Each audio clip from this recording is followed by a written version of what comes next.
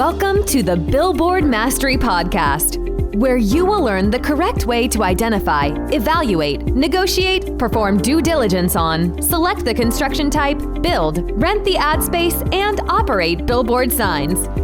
And now, here is your host, the guy that built from scratch the largest privately owned billboard company in Dallas-Fort Worth, Frank Rolfe. There have been several industries in the past which the U.S. government has chosen to regulate. Things like the airline industry, the trucking industry, the cable industry, and the billboard industry. This is Frank Rolfe, the Billboard Mastery Podcast. We're going to talk about why it's great to be federally regulated, but also to be hated. Let's look at the airline industry, for example. Originally, the air industry was federally regulated because people thought it was the only safe way to run it. And they also thought that no one would ever devote the investment needed to start an airline unless they had a monopoly situation. So back in the old days of TWA and Pan Am, those airlines operated under the safety and security of the federal government fending off all competition. If you wanted to start an airline, well, you couldn't. You couldn't unless the government told you could. And even then, they would regulate you so that you could not really compete and harm the other airlines. And during that period, the airlines flourished. They loved it. They all had a monopoly. They were free of competition. It was enormously profitable. You may have flown in an airplane back in those days, and it was a luxury form of travel because airlines were making tons and tons of money. What was the problem? The fares were very, very high. It cost a lot of money to fly in a plane back then. People dressed up, fancy, coat and tie to fly in the planes because they spent so much on the tickets. They saw it as an act of keeping up with the Joneses to be able to fly. But then what happened to the airline industry? Well, what happened was government became concerned that the rates were too high and the fares needed to come down. And they were told that they no longer had to keep things regulated. It was time to allow freedom of competition. They deregulated the airline industry, and the airline industry fortunes plummeted. Then you have the trucking industry, very similar to the airline industry. The government felt that for safety reasons and to spur economic investment into trucks, they would have to allow truckers to have all kinds of blocks to competition. So they were basically guaranteed to make money if only they were a trucker. And what happened? The government was convinced that we needed to have more competition. It would drive the price of shipping down. Therefore, all consumer good prices would come down and trucking was deregulated. And what happened again? Well, trucking, as far as profitability, plummeted.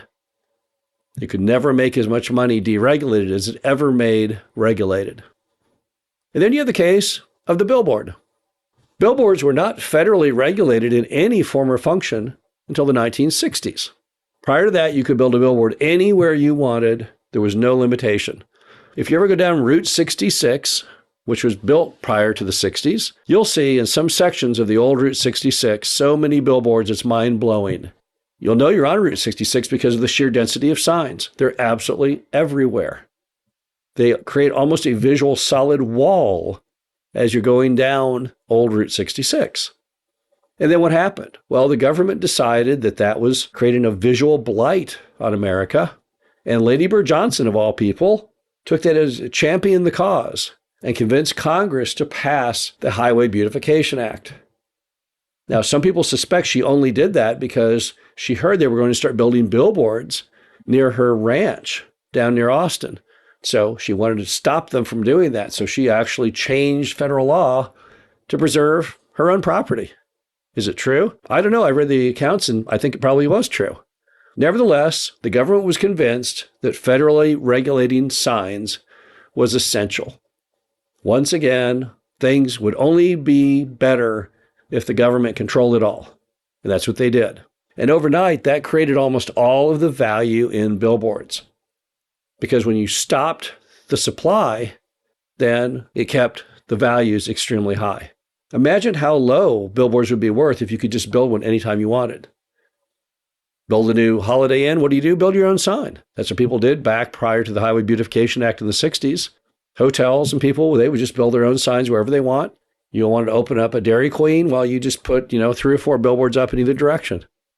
But the Beautification Act changed all that. The Dairy Queen owner could no longer do it, nor could Holiday Inn. They had to have a national billboard license or a state license. They had to meet certain spacings, certain zonings, certain maximum sizes and heights. And suddenly the government controlled it. And everyone who had a billboard had one super valuable item. They had a permit that was precious and rare and could not be replicated. And that is what created all the value. So just like airlines, just like trucks, regulation is what created the billboard industry, or at least all of its profitability. But we're unique compared to all of the other federally regulated industries because we have one feature that none of them had. Everyone hates us. The government has many times in the past thrown out the idea of deregulating signs. And when they did, what happened was you had all these environmental groups and the general public march down to them and say, don't you dare do that. Oh my gosh, we'll have even more billboards. Billboards are the ugliest thing in the world. Groups like Scenic America, very well-funded big lobbies. They had many, many people lobby government employees and say, look, you can't deregulate signs. Visually, it'll be the death of America. So we are one of the few industries ever to be regulated, if not the only one, but never deregulated. And the odds of us being deregulated going forward, I would put it absolutely 0%. Why is that? Because the hatred is still there. People don't like billboards. They find them offensive. They find them to be blights. They don't like the looks of them. And there's really no benefit to the government to deregulate. They could care less on whether it reduces down the average cost per McDonald's unit for billboards to have the billboard rates go down.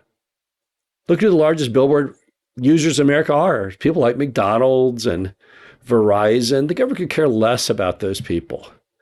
It's not like airline tickets or trucking where it was the common good of millions of Americans. In this case, if you deregulated signs, what would you happen? You'd have actually what people would say would be damage to the millions of Americans who have to look at them.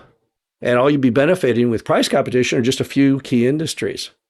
So it's a pretty safe bet that our deregulation will never occur, that we will probably go to the end of time as the only industry ever regulated by the federal government, but never deregulated.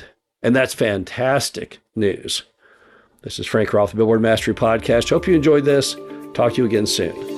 Thank you for listening to the Billboard Mastery Podcast. Be sure to visit us at www.billboardmastery.com, where you can find past episodes of this show, plus an array of information to help you successfully build, buy, and operate billboard signs.